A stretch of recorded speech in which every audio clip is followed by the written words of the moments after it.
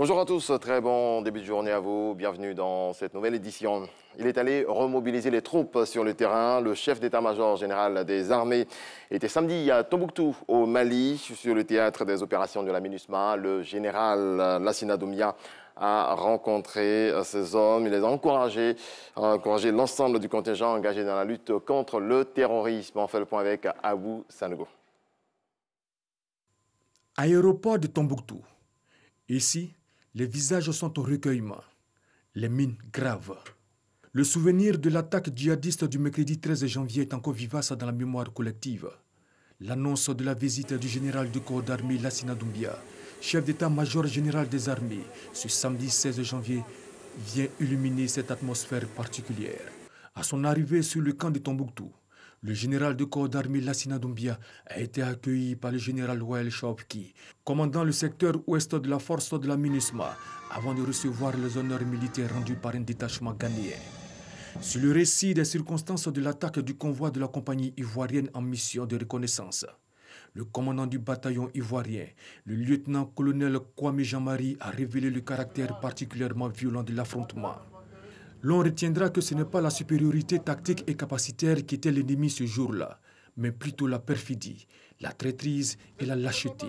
L'on note également la prompte réaction des forces ivoiriennes qui ont réussi à repousser cette attaque complexe sous des feux nourris pendant plus d'une heure avant l'arrivée des renforts et des secours. Au casque bleu ivoirien, le chef d'état-major général des armées a transmis les condoléances du président de la République Alassane Ouattara, chef suprême des armées, la compassion du premier ministre, chef du gouvernement, ministre de la Défense Ahmed Bakayoko et le soutien de toute la nation ivoirienne.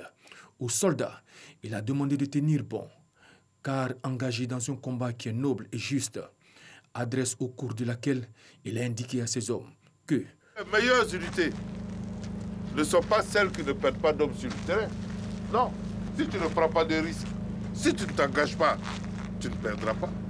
Les meilleures unités sont celles qui n'abandonnent jamais ni leurs hommes, ni leur matériel sur le terrain et qui continuent la mission. Toute chose qu'il a retrouvée en cette unité.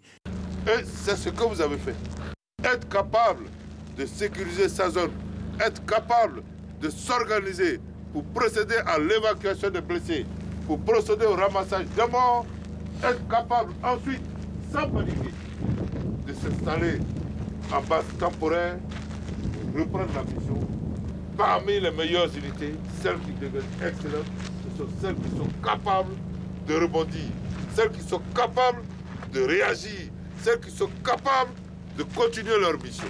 L'ambassadeur de la Côte d'Ivoire au Mali, Cheikh Bakayoko, a félicité l'ensemble du bataillon pour le sens élevé du devoir et du professionnalisme unanimement reconnu et apprécié des acteurs présents sur le théâtre malien. Je voudrais vous réaffirmer le soutien des autorités ivoiriennes pour la mission que vous menez. Nous savons que cette mission assez difficile, assez délicate, et l'engagement que vous avez pris est à saluer. Au cours de cette visite, le général Lassina Doumbia a inspecté les installations du bataillon ivoirien pour s'assurer que ces hommes évoluent dans un environnement propice et disposent de bonnes conditions de vie et de travail. Puis suivra une visite aux blessés légers qui sont sortis indemnes de l'attaque, internés à l'hôpital du niveau 2 du camp de Tombouctou. Les 3 blessés graves ont été pris en charge à l'hôpital militaire de Dakar, où leurs vies sont hors de danger. L'officier général a eu le mot de réconfort pour chacun.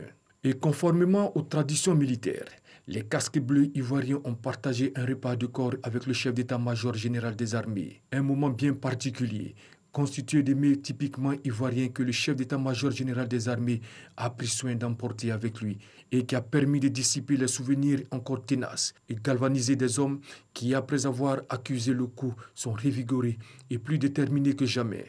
C'est sous le coup de 15h GMT que le général de corps d'armée Lassina Doumbia, chef d'état-major général des armées, et sa délégation ont pris le chemin du retour. Mais bien avant, le chef d'état-major général des armées, Lassina Doumbia, a reçu au quartier général du secteur ouest de la MINUSMA les admirations du général Wael Chaoupki, commandant ce secteur, du général Denis Gilensport, commandant de la force et de Ricardo Maya, chef du bureau régional de la MINUSMA pour la bonne tenue du contingent ivoirien.